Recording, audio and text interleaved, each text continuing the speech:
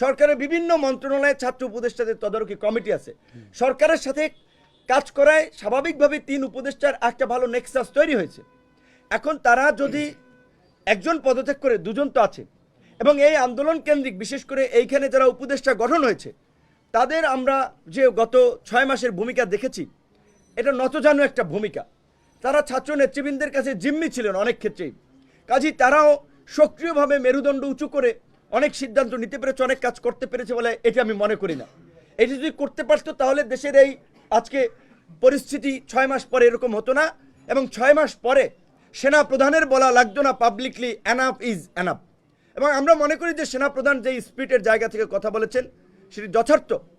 তিনি সংকটের আঁচ করতে পেরে কথা বলেছেন, আপনারা এগুলো বন্ধ করেন, দ্রুত সময়ের মধ্যে নির্বাচনের দিকে হাঁটতে হবে, এছাড়া এখন আর গতি নাই, দেশি বিদেশি নানান ধরনের ষড়যন্ত্র হচ্ছে, বিভিন্ন এই ধরনের একটা খোলা অবস্থায় বিভিন্ন গোষ্ঠীকে ব্যবহার করা হচ্ছে।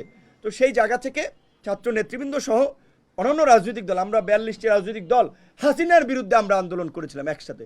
এখন অনেকে গিয়েছে, তারা সরকারে আছে, শুভেচ্ছা জানাতে আমরাও জানাই, এটাতে দোষের কিছু না।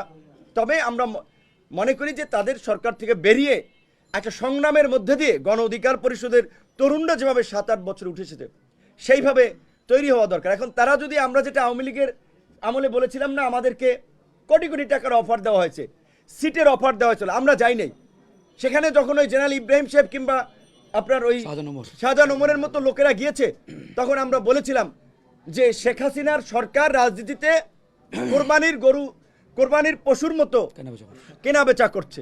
এখনো তো তাই দেখছি, অনেক মানুষকে যে আমাদের দুজন নেতা বা 2-1জনের কথা বললেন, আরে তরুণ ছেলেকে যদি অফার দেওয়া হয়, তুমি ডিসি অফিসে সব তোমার অ্যাক্সেসে চলবে, তুমি কাজকর্ম করবা, তোমাকে এমপি বানানো হবে, 2-4 কোটি টাকা দিয়ে হবে, তুমি আমাদের সাথে আসো, সরকারের পক্ষ থেকে যদি এই অফার দেওয়া হয় তাহলে তো তারা যাবে।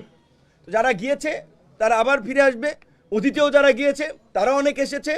গণ অধিকার পরিষদ হাওয়ার উপরে কোনো তৈরি হওয়া দল না, রাজপথের ধারাবাহিক আন্দোলন সংগ্রামের মধ্যে দিয়ে জন আকাঙ্ক্ষার ভিত্তিতে তৈরি হওয়া দল, যেই দলের ত্যাগ অনেক রয়েছে এবং একটা প্রতিকূল সময় তারা তৈরি হয়েছে।